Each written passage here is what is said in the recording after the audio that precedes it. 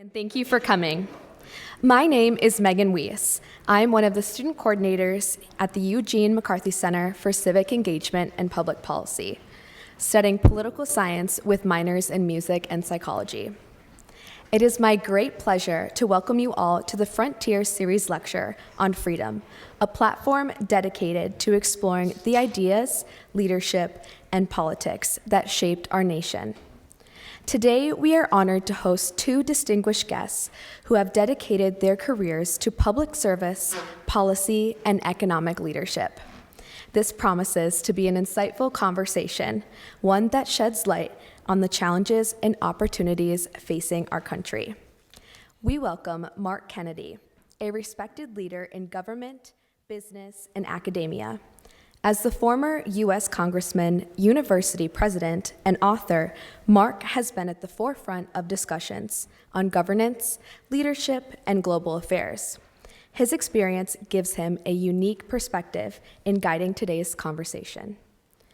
Joining him in this discussion is Representative Kevin Brady, a longtime public servant and former chairman of the House Ways and Means Committee. Over his distinguished career, Representative Brady has played a pivotal role in shaping U.S. economic policy. Most notably, he was the chief architect of Tax Cuts and Job Acts of 2017, one of the most significant overhauls of the U.S. tax system in modern history.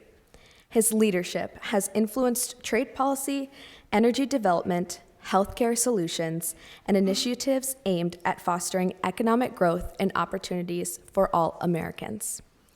We will have a moderated interview where Mark Kennedy will lead the discussion on key issues in today's society.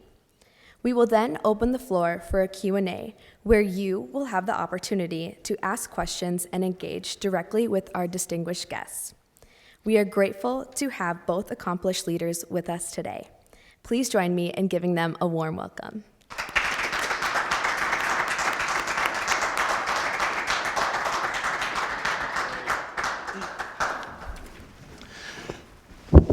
Thank you, and thanks everybody for joining us here today. We look forward to some good questions because I'm only going to ask a couple and then we're going to turn it over to you, but I'm confident you'll have great questions. Besides the wonderful introduction that we just had, I would just say that there's a couple of reasons why Kevin and I have a lot of affinity over and above what you just heard, and that was that we both began with a Catholic education. Actually, Kevin grew up in Rapid City, where he went to Catholic school before going on the University of South Dakota, and then ultimately down to Texas, where he represented them in both the State House and in Congress. Of course, I went to St. John's here. The other thing is that we were roommates. 4 rooms, 4 bathrooms, 4 members of Congress during our time in Congress. So we could just forget about taxes and health care and trade and talk a whole lot about all the fun we had, but you would not get as much education out of that. So we're not going to do any of that, just so you know, for the record. We'll focus on the important issues facing us. So I'm just going to ask a couple of tee-up questions. First one is on tax, because right now, a key issue facing the Congress is extending the tax bill that Kevin authored largely and passed. And young students don't oftentimes think of tax. When my daughter got her first job, she asked me, "Who is FICA and why is he taking money out of my paycheck?" So if you don't think about tax yet, it will impact you. Tax policy and economic policy overall will impact what kind of careers are available for you, how well they do. So what would you want to share with our college students today about how they should be thinking about the complicated issues surrounding taxes? Great, I will do that. But first, let me share, thank you for having me here. Thank you for the McCarthy Center for hosting us as well. And I will tell you, this has been a great day for me. So for all the years that Mark and I served in Congress together and were roommates, all I heard was Johnny's this and Johnny's that on everything. I got a triple dose of it for all my years. And then today we got a chance to tour the campus. I had no idea how special this place is. We went to Abbey Chapel, the Great Hall. I saw where Mark manned the slop line in the refectory and stacked books in the library. I love the Bible. library there. We toured the prep school and did so much. It really has been, this is more than a pretty remarkable place. I can see why all 7 of he and his brothers and sisters were Bennies or Johnnies, including 3 sisters-in-law. And this is just a great place. I can see why you're so devoted to this college. So thank you. So look, taxes are a big part of your life. And how many of you work or have worked already? Okay.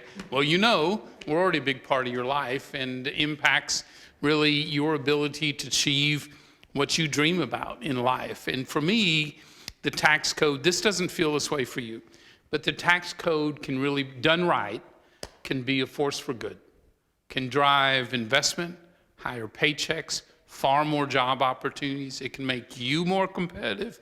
It can make America more competitive. You can grow opportunities in a big way. And to understand where Congress is at right now, go back just a little to 2017. The reason why we redesigned the whole tax code was the last time it had been done was under President Reagan, but the code was really outdated. It was old. We taxed our businesses, some of the highest rates in the world. Our international code, which is what affected Minnesota companies that compete here and around the world, was so old that if it were a person, it would qualify for Medicare. I mean, it was old. And as a result of being so outdated, before 2017, for a decade ahead of time, growth was really slow in America, about 1.5% a year, really slow. Paychecks have been flat for a decade, and then for years, about every other month, another U.S. company either got bought and moved overseas or picked up in America and moved overseas, manufacturing, research, all of that, because our tax code told them to. I mean, incentivized them to go somewhere else. So 2017 was all about creating a tax code built for growth of jobs, paychecks in the U.S. economy. We wanted to redesign it in a way that our U.S. companies could compete and win anywhere in the world, including right here at home. And when they did succeed, regardless of where they were, we wanted an incentive to bring those profits back to invest in America. So that's why we tackled tax reform. And while none of that is perfect, because it went through the whole process with the Senate and the White House, truth of the matter is we succeeded in each of those goals. I can tell you a little about that if you'd like. But what was important to me, besides the growth and all of that, was seeing what it did. What we were measuring is how did it lift people up? Because that was the whole goal. How do you turn the tax code into a force for good? And so 2019 was a great year to sort of see where we were getting done what we wanted to, because the code had been in place a year. So in 2019, 3 things happened. One, paychecks, real wages, which means how much faster is your paycheck growing than inflation? Like how are you getting ahead?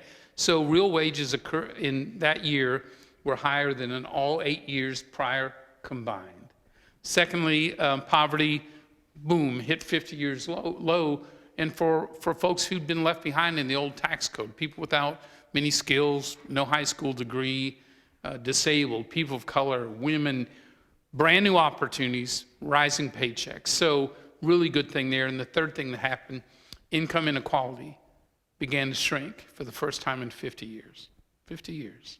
The reason I tell you that was not to say, woo, how great a job was done on tax reform.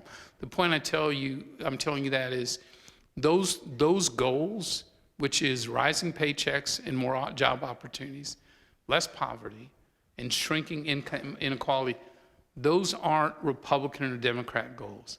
Those are goals for society. And the reason I tell you that is we saw progress in those, and it wasn't what the government did. They didn't achieve any of that. You did.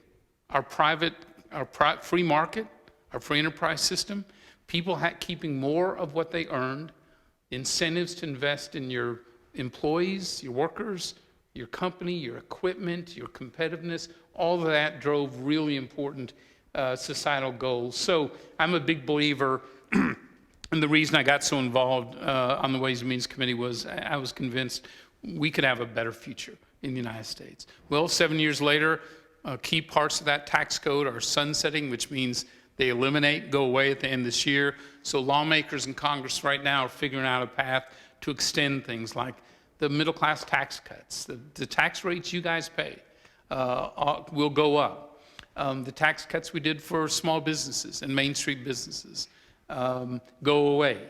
The child tax credit, which was important for families raising kids, goes away. And a number of those big provisions. So the big challenge by the end of this year is for Congress and the White House to agree on how to extend those tax cuts. And what I tell them is, don't just extend them, improve them, make them better. Look at where America is, look at how aggressive China is, look at how the economy's changed. Improve the tax code every chance you get for your Main Street businesses, for your communities. And so I'm excited. It's a big challenge up there, Mark, but having done it, I can tell you it is a chance to leave a mark on the tax code for good is really a great opportunity. They're working very hard at it. Well, thank you, Kevin. And for those that are not political science majors, the Ways and Means Committee is really the top most powerful committee in Congress that deals with all the topics we're talking about here, whether it be taxes or healthcare or trade or all of those. They have the one of jurisdictions, which Kevin was the chairman of. So another one of those areas that you cover is healthcare. Now, of course, when you're a college student, you think you're invincible and you'll live forever and you'll never have any illnesses, but every now and then you do. And so healthcare is important. What should they think about healthcare? Healthcare is amongst the most difficult issues. To figure out how you fund healthcare for all levels of society is a very challenging task. What thoughts would you want to share with the college students on healthcare and how do they think about it? So, Mark, you were so right. So, in America, our healthcare system, it's the best of times and it's the worst of times. It is simply miraculous in research and new medicines and new treatments, who you can save from the tiniest babies that barely fit in your hand to people who are 100 years old. We've never seen it, these miracles like we have today. On the other hand, it is just as complex and frustrating as anything. And so for America, the challenge has always been, look, we can get really high quality health care, we can get affordable health care. Question for you is, can we get you both? High quality and affordable care. That's been the challenge. And it's a huge bureaucracy, but I think most now, Mark, certainly conservatives, see the future is really in personal health care personalized to you, both the health care and the insurance you get. When we were looking to substitute a plan for the Affordable Care Act, our goal was thinking about young people who you're likely not going to stay at the same job for 40 or 50 years. You're going to move 6, 7 times, probably halfway through your life to jobs. So our thinking was, let's change healthcare in a way, let's create a healthcare backpack for you. So in your life, you've got a backpack carrying around with you that includes your healthcare plan that you choose, not the one your company chooses, but the one you choose for you. Secondly, a health savings account that you save into so you take control over more of your health care. You decide where that money's spent. And then your medical records that you have full control over. You decide to give it to a doctor, to a hospital, to an emergency room, whatever it is. And we believed sort of changing the third payer system we have today through insurance, creating competition, making things more transparent so you can make choices about where you get that MRI, where you get the surgery done, where you're going to go in an emergency, and then be rewarded for making those choices. We believe there's a different approach, sort of getting it out of Washington, giving you more of the power. It's tough to do it.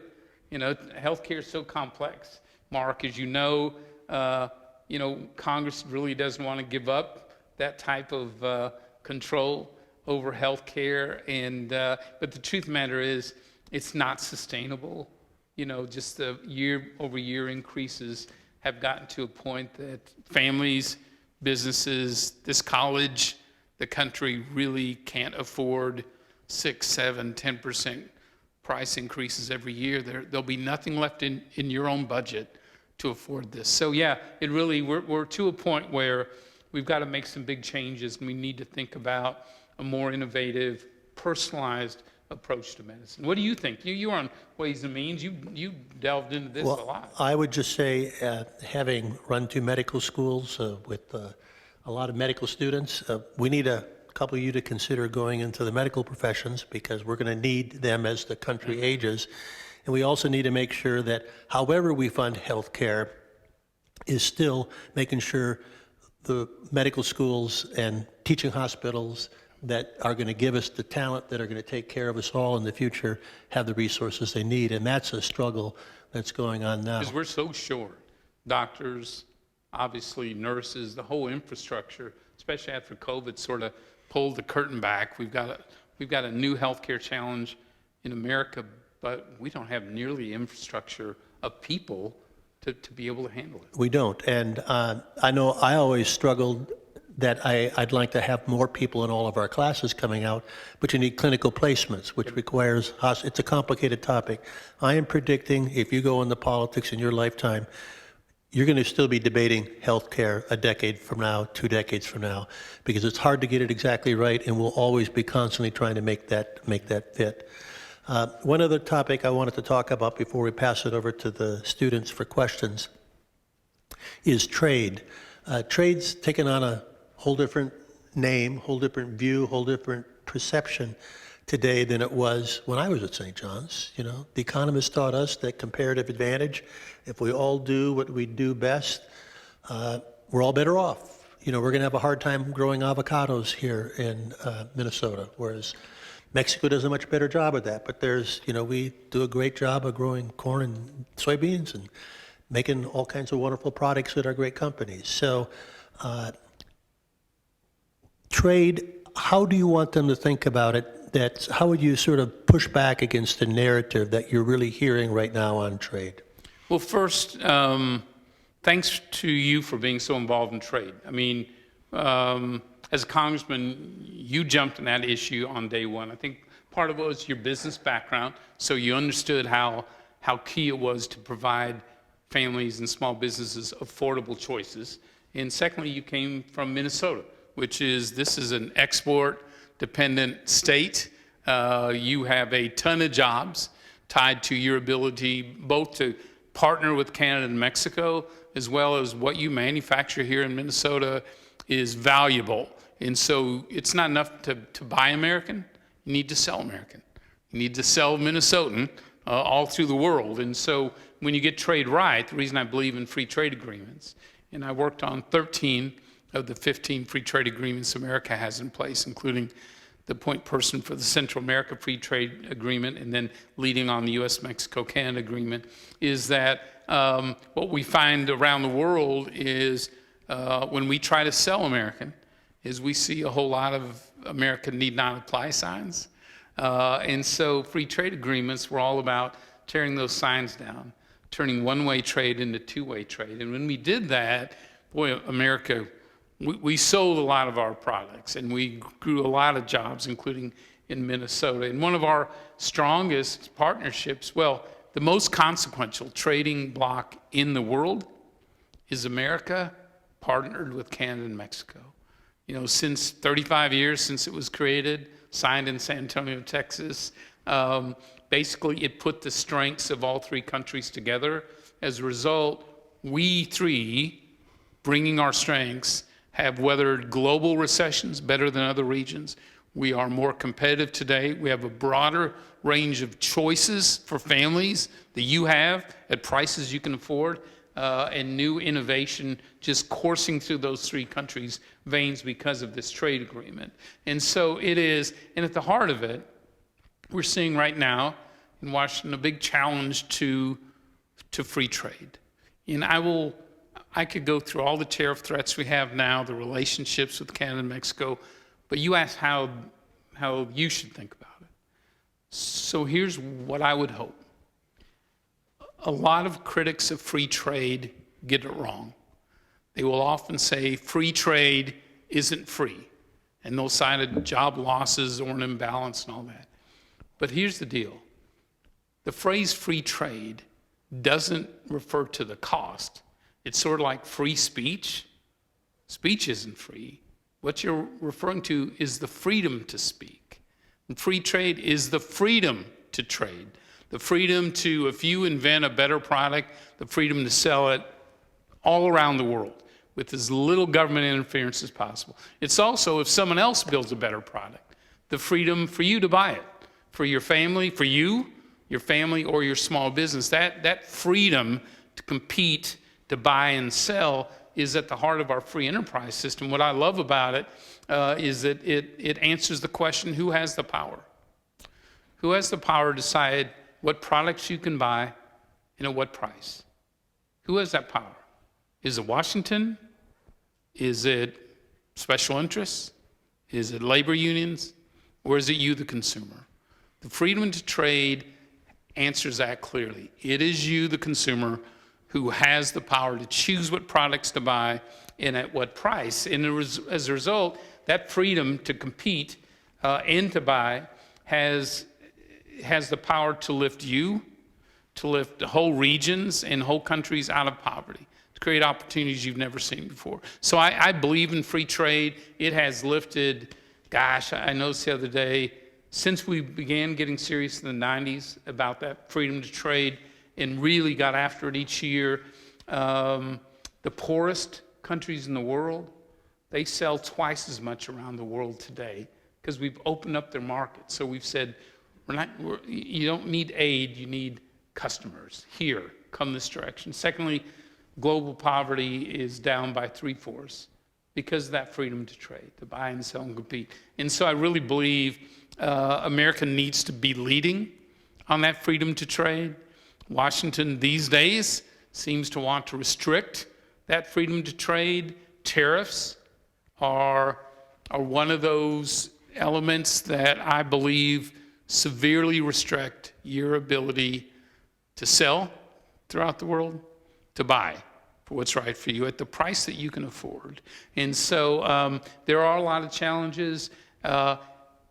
In very few, I'm not a fan of tariffs because unless they're done in a very careful way, studied, investigation, you identify where someone is cheating, and then your remedy changes that behavior, that is a fair way to do tariffs. Broad-based tariffs, right, as we're seeing today, and threats of them, the consequences are clearly they raise prices for you. There's no way you can hike something 25% and not have you pay more for it, or give you fewer choices. Avocados would be a good example, perhaps. Secondly, when you launch a trade war, other countries have to retaliate. So, Minnesotans who build products made in America to be sold around the world, all of a sudden find there are barriers to sell. So your economy takes a second hit. Higher prices, fewer made in America products being sold. As a result, the economy tends to slow, growth tends to slow in the U.S., and oftentimes the country you're targeting doesn't change their behavior at all.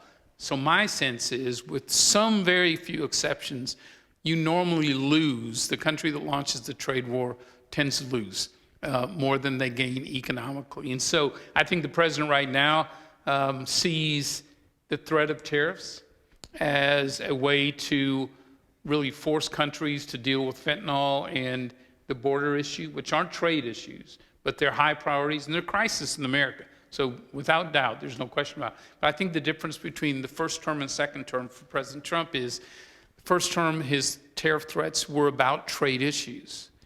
This time, it's about a lot more. It's not just drugs and border security, it's trade deficits. It's, can you put pressure on China? Can you put pressure on Iran? Can you buy more American-made energy? Can you sell us more of your critical minerals? Can you help create supply chains outside of China on medicines and things that are important to America? It's your currency. There's a whole long list, Mark, that the president cares about, and he's threatening these tariffs to achieve. But I worry that, and I saw in the first term, I was in the White House because we dealt with trade ways and means. At one point, the threat of tariffs had countries that bought 3/4 of everything America sells at the table at one time. So he saw how that worked. Now he's applying it at a whole different level.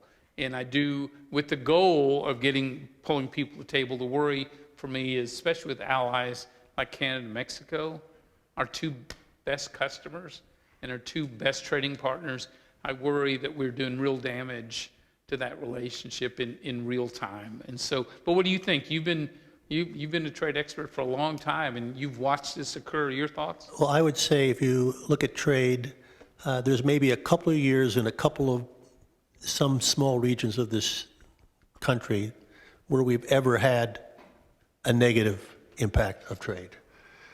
Yes, there was a China shock. It was over 4 or 5 year, 6-year period of time. It was largely the Midwest. But I want you guys to think about it and have your own view, because in terms of what kind of career, what kind of jobs, what kind of income growth you're going to have, our approach to trade is going to affect that. These policies we're doing today are going to have a direct impact on your economic opportunities and how much flourishing they will take. So I want to unlock that, because I'd ask a couple of questions. When you're in the competing world, are we stronger as the United States or as North America by bringing Canada and Mexico in with us? If you're going toe-to-toe with China, which is a peer competitor, as big of an economy, as strong diplomatically, as strong militarily, would you prefer to have two pals side beside you, or would you want to do it mano a mano? I frankly would love to have Canada and Mexico right with me. And many of the folks are talking about with the Americas Act, can we bring in more of the South American countries with that? There are barriers out there. Yep.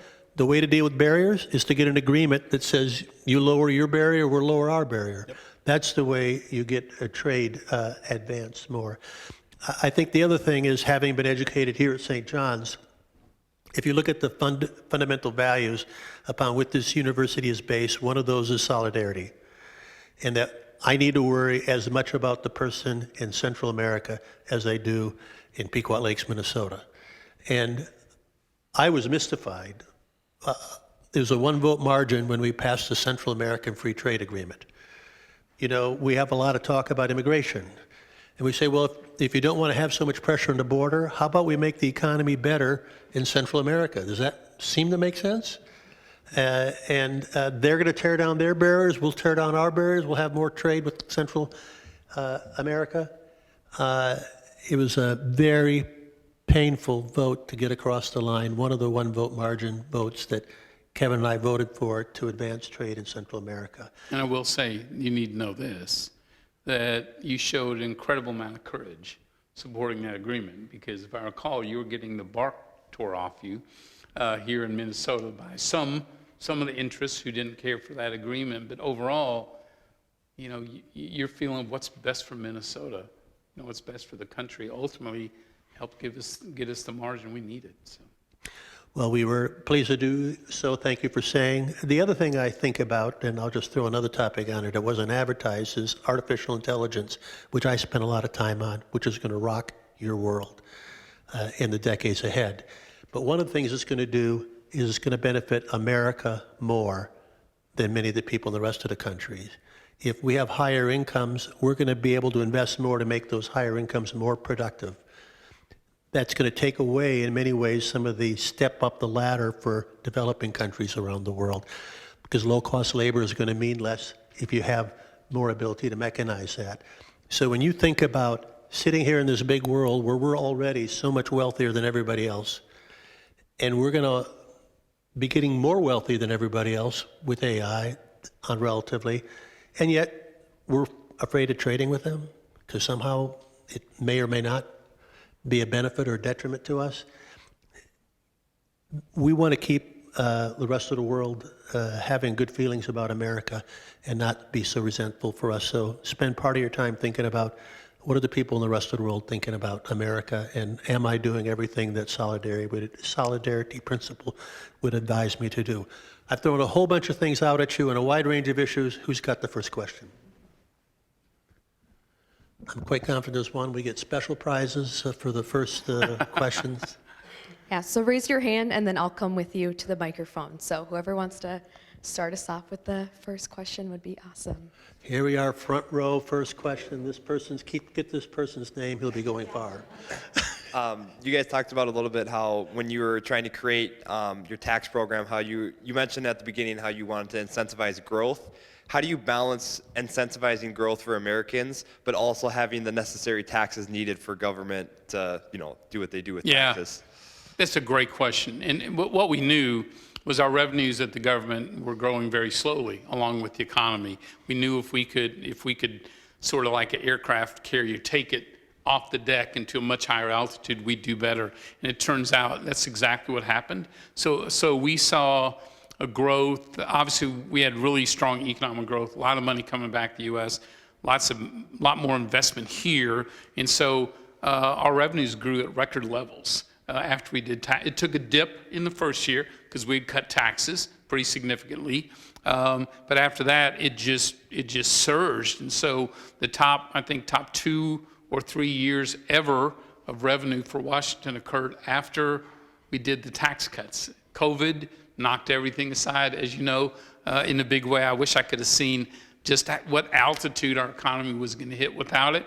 Nonetheless, we're seeing record amounts of growth in revenue.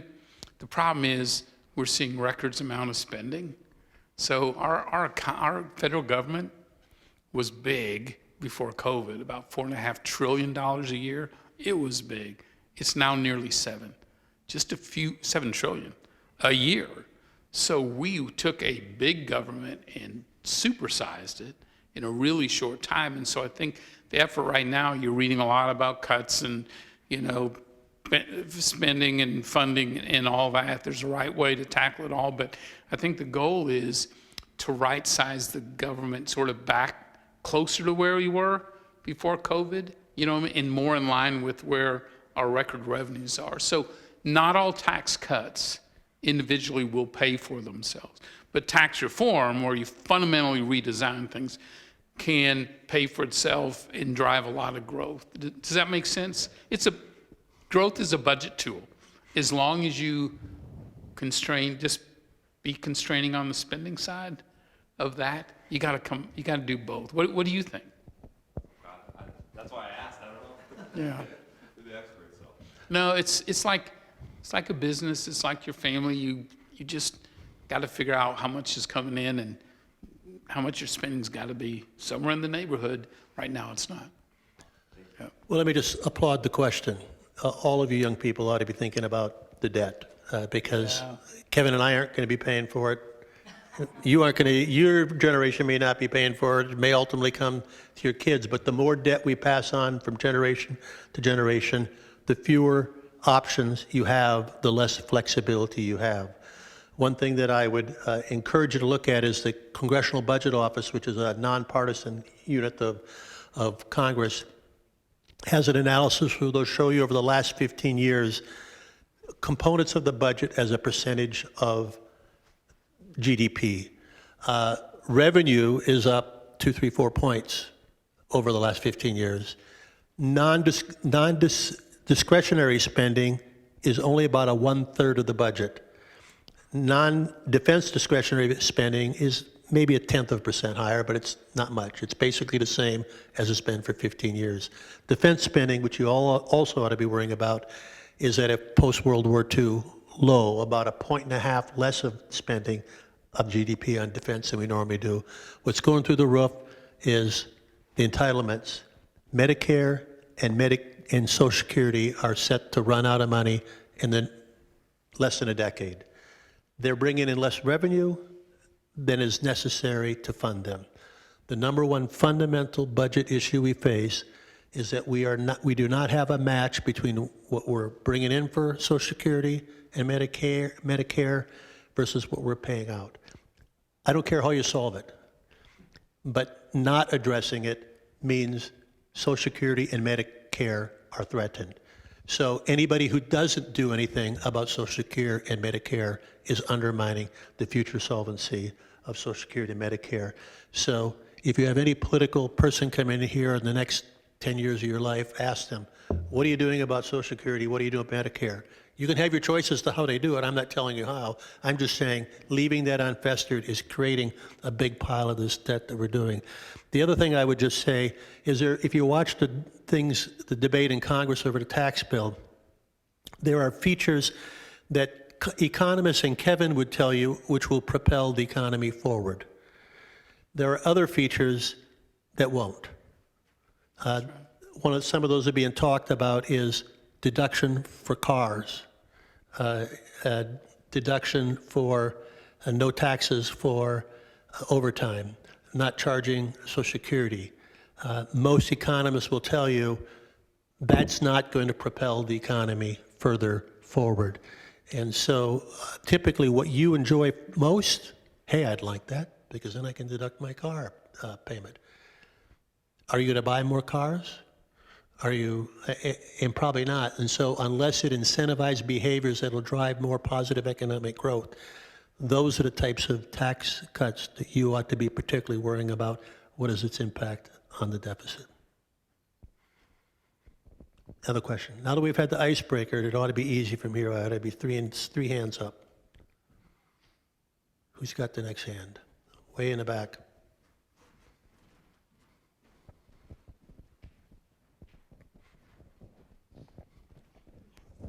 So I have a question related to these tariffs which is imposed on Mexico and Canada. How will we fulfill the supply chain? Because we cannot build cars and other stuff overnight to buy all American. Yeah, these tariffs are going to be terribly disruptive for the supply chain. And the truth of the matter is, economically, America first doesn't mean America alone. In fact, it means taking the strengths of your neighbors, economically, other ways, putting them together. And as a result, we, America, we benefit from more choices, whether it's agriculture or autos, better prices, because the supply chains are together. We compete and can win against the Chinas of the world, again, putting our strengths together. And so when in the U.S.-Mexico-Canada agreement, most, not all, but most of the goods that move back and forth have zero tariffs and not many barriers. There are some barriers that need to come down further. So we've got a block where we literally, at no cost, bring the strength. So energy from Canada and Mexico, uranium coming down to fuel our two newest nuclear plants in South Carolina and Georgia. Vice versa, we are selling, Canada and Mexico are number one and number two customers. For Minnesota, certainly. For Texas, same thing. Those are our biggest customers. They create 1 million jobs in Texas. I bet there's a ton in Minnesota that depend upon that relationship in those supply chains. So, yeah, it's very disruptive on the existing supply chain. But what worries me is the signal it sends. Because where I think President Trump was right on target in the first term was he was telling businesses, get your supply chains out of China, which isn't reliable, and move the medicines. We saw this in COVID, medicines, medical supplies, key elements for national security, move them out of China, locate them in reliable trading partners. Many of them did, including in Canada and in Mexico. Now, with these tariffs, we're actually charging our two closest neighbors and customers more to sell into the U.S. than we charge China or charge France or other countries. So the worry, I think, generally is the president is right to seek, fair trading relationships and action on the border and with fentanyl. Absolutely agree with that. The question is, will these tariffs, achieve that? And the answer is that there will be not just some disruption, there'll be significant costs in these supply chains that ultimately, I think, will slow growth, but drive up prices long-term, not just for a while, long-term because of these changes. What are your thoughts? I think that's point on, and because if things are outsourced for so long, you cannot build a factory overnight. Like from textile industry experience, I can say 8 to 10 years it will take you to do the reshoring. It cannot happen overnight. The demand has to be met from somewhere, And that's the big challenge in short term. I think, too, we forget about is that USMCA is really an opportunity to diversify products. For example, there's a reason we have a lot of American content in cars that are assembled in Mexico, for example. But what comes back to us is cars that have our steel and aluminum, some of our parts, but are more affordable. You know, $5,000 to $8,000 more affordable. I worry because if that changes, right now, the average car price is almost $50,000. People are paying it off over 7 years. They are almost another mortgage, between $800 and $1,000 a month. For you guys, those are crazy numbers just to buy a car or a truck. I want to make sure we've got supply chains and trading relationships where we're not a country of only expensive cars. Because truth is, you and me all need choices. Again, our decision to buy vehicles at a certain price with certain, amenities and available. So yeah, I worry without this really mature trading relationship we've got that gives us those choices and those prices, I worry the impact. So one of the things behind what you're seeing in tariffs with Canada and Mexico, not all the reasons, but is that we have this trading arrangement, which we used to call NAFTA, we now call USMCA, as you just heard, US, Mexico, Canada, which is a vitally important trading relationship with us. There's what they call, I'm going to get you some detail that's maybe more detailed than you need, country of origin. Where did all those parts come from that made up that car? And it's not easy to say because there's lots of parts and they go back and forth. And so you have, so we have a couple of good accounting majors here counting for where it all came from. And there's a standard. You have to have 60, 70% of the content had to come from the three countries. That's hard to calculate. And so what has been happening is that a lot of companies are saying, well, I'm just going to pay the 2 or 3% tariff and bring it across the border and not have to calculate all of that. Well, what's happened with putting up very stiff tariffs on China, China smartly has said, well, I'll just ship my parts to Mexico, have Mexico put them into the car, and they'll come across the border as if they're Mexican, particularly if they just only have to pay 2 or 3%. So I think part of what you're going to see is you're going to see more forcing of the trade we do through that agreement, complying by that standards, making sure that the parts actually are from North America.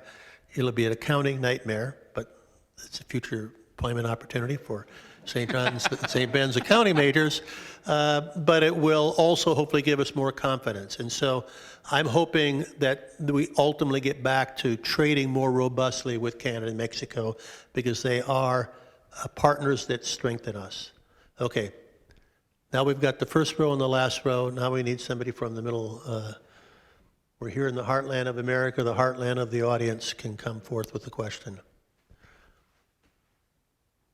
Is this the point where we start picking on people and asking them questions? Oh, Lord, don't go there. Here we go. Brave person in the third row. Thank you.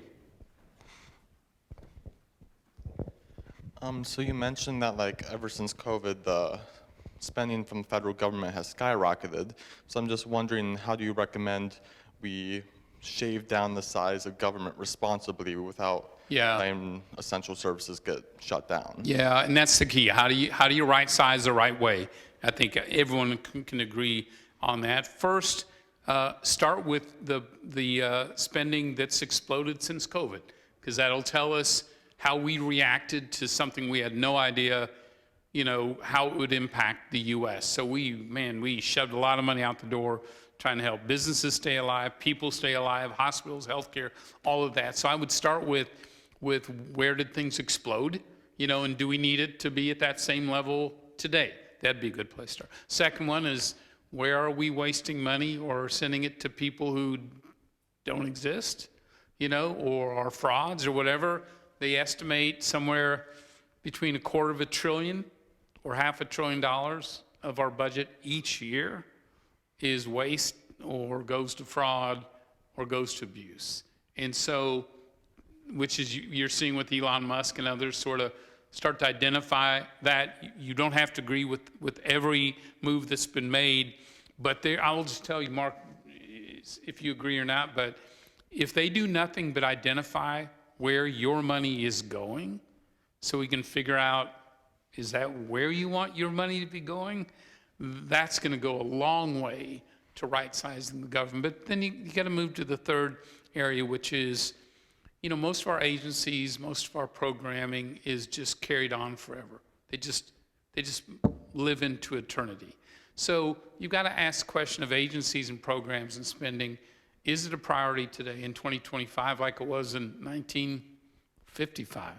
Because we got agencies and programs still operating that someone should ask a question. Is that a priority today? So I think my gut is to right-size the government to the size of the economy, which is what Congressman Kennedy describes as exactly the right way to think about it. Start with where it exploded, tackle the fraud and abuse, and then look at existing programs to figure out, are they a priority or not? How about you? What should they be thinking beyond that, or does any of that make sense? No, it makes sense. I have no clue, so I was just wondering what you'd say, because. Yeah, and I think we got to save Social Security, Medicare. Those so important programs. Medicare, is basically health care for retirees, Medicaid for the poor, and all. The budgets they're growing so fast, and the problem is when I was born, there were 16 workers for every retiree in Social Security, so they could pay. So it was flush, had plenty of money.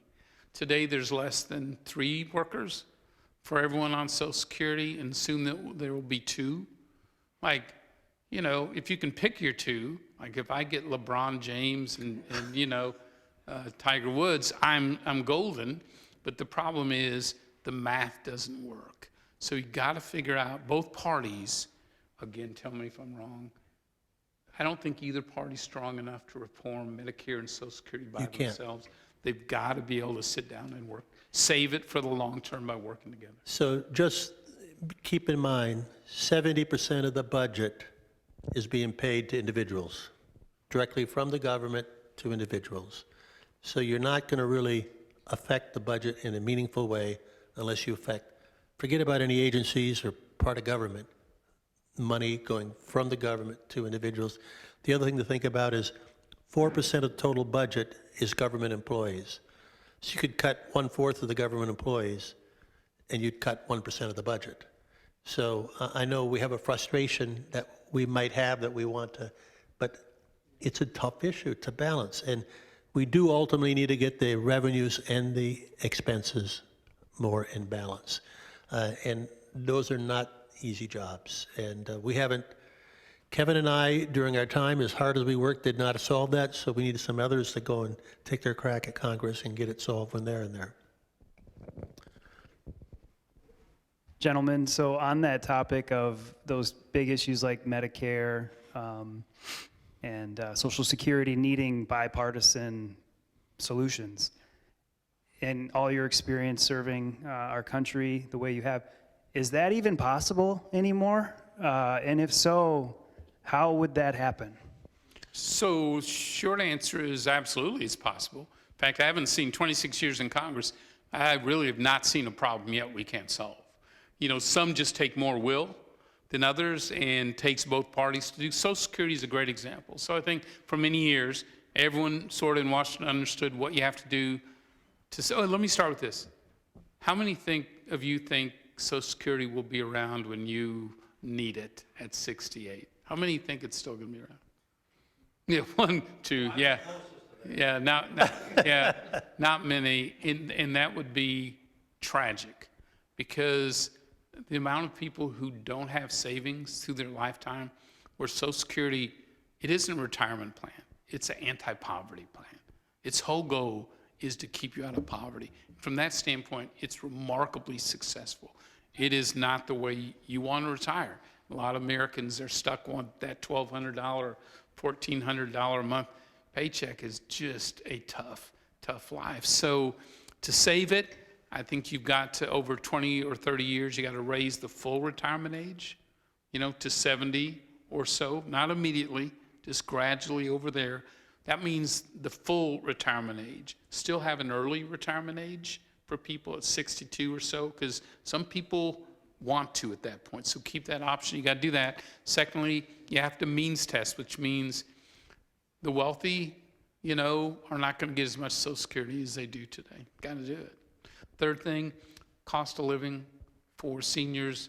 They spend definitely differently than you do, or even I do. I'm getting old, but I don't spend like that. So our cost of living has to look like what seniors are spending their money at. You do those three things, you've gone a long way, not all, to saving Social Security. You got to do some other reforms. Well, I'd love to see the ability for young people to put some of that aside in a plan that they control. Because Social Security, as you know, it's virtual. I mean, literally doesn't exist. The courts have ruled it doesn't belong to you either. That money you're giving us from your paycheck goes directly to my wife's parents, on Social Security. So, I'd love to see real accounts with some of your money in there that belongs to you and it grows over time. Harder than it looks to do that, but I think we've got to think differently for you guys about your retirement and give you some more control, better earnings on what's coming out of your paycheck. Like right now for Social Security, we could put it in a can and bury it out back or out by the lake there. About the same returns we get in Social Security. So I think we can be creative and a little innovative about how, for the next generation, for you guys, how Social Security is saved, how it operates. Mark? I would just say, I want to go back on what I said when I said we didn't solve it. During my time in Congress, part of the time we had a surplus, under Ripley's, believe it or not, and part of the time it was just a very small, we thought a couple $100 billion was a tremendous deficit. Now it's trillions. So it's gotten to be much bigger. Kevin's pointed out that there are options. Not necessarily attractive options, not necessarily options we'd all agree to, but you make these options, these tweaks, the good things that come from Social Security and Medicare can continue for a long time to come. The problem is that we get bipartisan a year or two before it's running out of cash, in which case it's harder. Whatever changes you made, you're going to have to make more dramatic changes. If you don't like those changes that Kevin said, they're going to be worse 5 years from now. No question. If we made them 5 years ago, you'd be able to make much more modest tweaks. So the further we put this off, the more steep the tweaks need to be and more painful the tweaks need to be. But remember, we are a government of the people. If you don't ask about it, if you don't push about it, if you don't care about it, politicians don't do it. So Congress is very much a reflection of the electorate. Push for the important issues, and they'll deal with the important issues. Allow them to not, and they won't. So just build off his question. So many votes are along party lines. What's going to be the first big step that needs to happen to get more people working in the middle, to have this negotiation, to find these solutions sooner than later to get to that point that you mentioned? Why don't you jump on that? Well, I'd say it's... The reason I said that, Mark was incredibly effective as a conservative, working across the aisle on a lot of different issues. That's why I said, let's start with Mark, because he's got a reputation for that. Every bill I sponsored, I always made sure I had somebody from the other side. Over half the members in Congress have co-sponsored one of my bills, and nearly all of them, I think maybe only one member of Congress didn't vote for one of my bills. So I've always felt, and Minnesota is that way, and particularly, I won my first race by 155 votes, so, you get a very clear message. You need to bring everybody together. Life is a game of addition, not subtraction. But you need to approach it that way, and you need to applaud that way. Gerrymandering is a part of it, but even worse than gerrymandering is where you get your news. Because this is the point at which I ask, if you heard that Trump just agreed to reopen the support for the Ukrainian troops. I'm not saying he did. Just if you heard that and you wanted to verify that and you reached in and you pulled your phone out, what news service would you go to? I was talking to a couple of MBA students at an undisclosed school, and they gave me their whole bunch of things, and I said, if you don't have a subscription to the Wall Street Journal, you're wasting your money getting an MBA. If you don't pay for your news, you are the news. You are a product. They are manipulating you. They're finding out what you want to hear, and they're feeding it back to you, so you keep coming back to them, and they keep getting clicks. But the fact that we don't have people that have legitimate news sources of real news, and the crazy stuff you hear that they get from non-paid-for news channels, you don't realize how silly you say even saying it.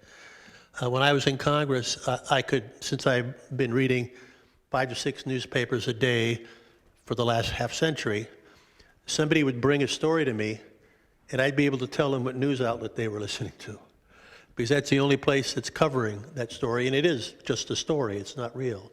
So, I mean, part of it, we need to take our democracy seriously. If we don't get legitimate news sources to inform ourselves and study and worry about the important issues that's facing this country, you're going to continue to have what you have right now. We always make it seem as if it's a choice between poison and champagne. But when you really get down to nearly every issue, it's a choice between, since I'm on a college campus, I can say it's how much gin and how much tonic you put in to make the perfect gin and tonic. Well, I can't say that. I'm usually a grad student. So forget that. Let's make it root beer and ice cream. You're kind of struggling there on all those examples, just for the record. But drinking age was 18 when I went to St. John's, so it was a different story back then. But and when you look at economic issues, it's a question of how much conservatives would want to foster more individual initiative. Liberals would want to say, we need to worry about everybody. Both are true. Every policy is somewhere in between those. So it's how much of a mix of spurring individual initiative, how much of it taking care of everybody you need to do. And in every category of issues, it's a choice between two goods and how you mix the two goods. And so we just need to recognize that it is not a choice between poison and champagne. And we can find something that can address the issue we are in a much more sensible, a much more rounded, a much more wholesome way. Congress is more divided because the country is more divided. It's very much a representative government. And it's because, to Mark's point, look, anything you read, whether it's in printed form or on your phone or iPad, you know, it's hard to find fair, objective news. It's all media, not all. There's some really good ones, and good reporters too, by the way. But they're fight promoters at heart. That's what they do. They highlight the issues where the greatest fight will be. Truth, and so at times Congress looks like that's all they do. I will just tell you my experience is that I don't think that's a very fair vision of Congress. In Washington, at least my experience is there's a middle class in Congress like there is in the real world. Both parties, people who come to work there, they take their job seriously. They represent their district. They work incredibly hard to do the right thing. And that middle class, you don't see them much because they don't do outrageous things. They don't say outrageous things. They just work incredibly hard. That actually is where most of the votes and most of the bills get done, through that middle class. And they're not philosophically centrist at all. In fact, I always say, look, pick those who are just philosophically very strong, but are determined to find solutions. That's where you get a lot done. So you'd be surprised. I always wish I could introduce the middle class to more of America. You'd have more confidence in Congress, because there are an awful lot of good people you've never seen, never heard of, who are driving the achievements, and the media is not going to cover them. They will never reward that behavior. It's up to you to reward that behavior. If you want more of it, speak out for it. I mean, just tell them, I want you to work together. And I'm very, very conservative. But yeah, as constituents, you need to demand that type of problem solving, because Mark said it's going to fall on you. All these time bombs we've got going off, they're landing on you in a big way. Not me, you. So you've got to be engaged. If you want to see changes and solutions, you've got to step up. And what Kevin refers to as middle class, he's not talking about economically, he's talking about the No. broad swath of Congress Yeah. are there for exactly the reasons you would want them there for, and given the choice, would come together and make it. Most of the ones, you know their names, are not in that class, because they're the ones that are being extraordinarily provocative, and they're the ones that the press flies to. All right, we have time for one more question. Does anyone have a question they'd like to ask? Somebody wearing a colored outfit can come forward and ask a question. I'm quite confident. A red, a blue, a tan, We're not in Congress anymore. If there's one thing you could tell Congress, what would it be? Straight up say it. I nominate Claire. Oh my gosh. Okay. Actually, you answered most of my questions. But so what I noticed standing here versus standing in front of my classes is how much I agree with two Republicans. Like, my students would think, there's no way Claire is going to agree with two Republicans sitting on there. Like, they would assume I wouldn't. But I think that there's a couple of people in my class, and I've said the same things to them that you just said. So thank you. It was really helpful to see that when we have, although we have people with ideologies, policy can bring you together because you work towards the policy. So can you think of things that you think are possible? I mean, Social Security has to happen.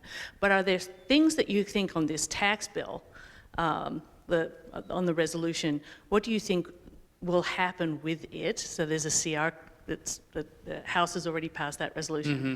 Can you think of things where that will happen because that you will get compromise on both sides? It's a great question. So the answer is yes, they'll get it done. Yeah. It may or may not be bipartisan, but it'll get done because in 2017, we couldn't fit everything into permanence.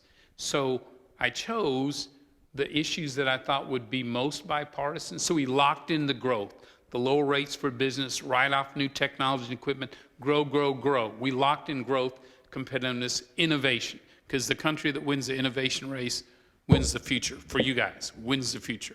So we locked that in permanence.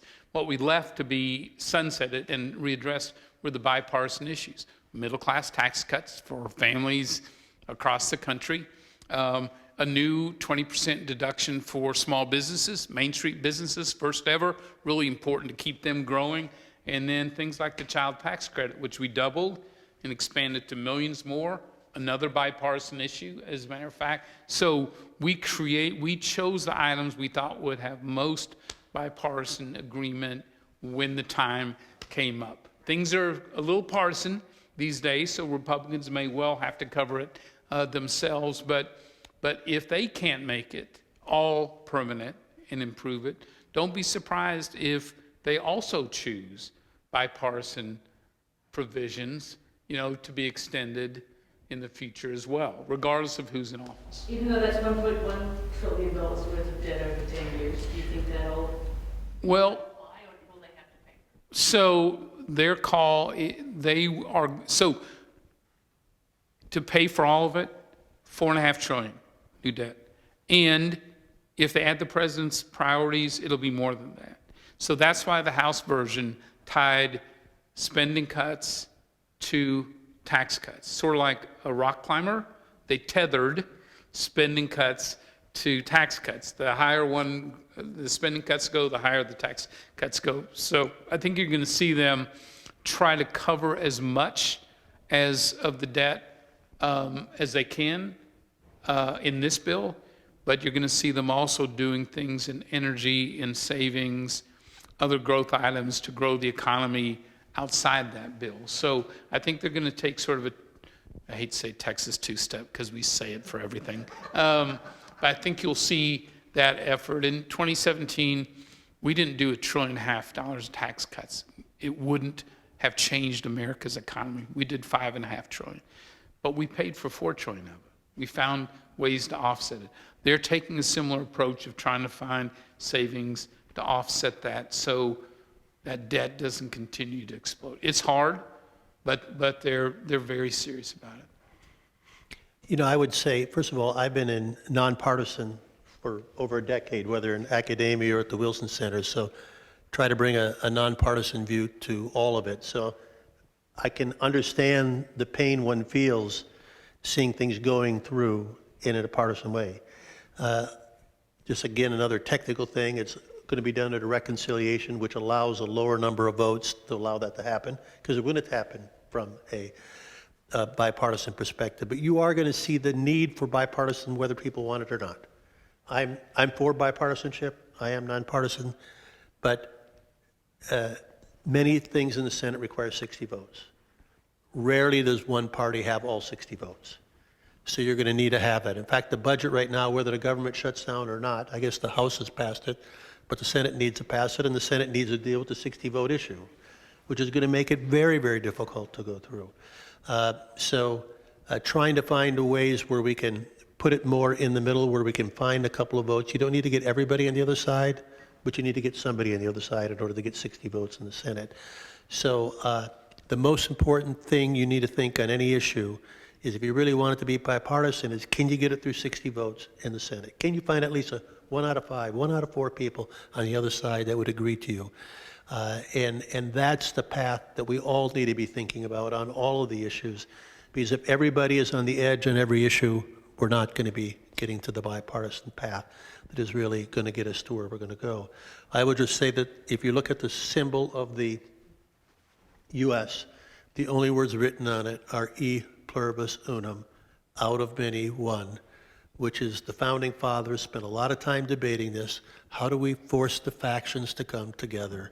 And the only fuel upon which our government really runs is a fuel that is bipartisan. So challenge each of yourself on all your issues. Can I really find a fifth or a quarter of the other party that will agree with me on that issue? Don't say, wow, the Democrats aren't being liberal enough for me, or wow, the conservatives aren't being conservative enough for me. Ask yourself, can I find a quarter of the other side to agree with me? If not, can I find something that I agree with that actually might attract a quarter from the other side? That's the attitude that I've always brought to Congress. That's the attitude by which we're going to actually move things forward and address the important issues facing this country.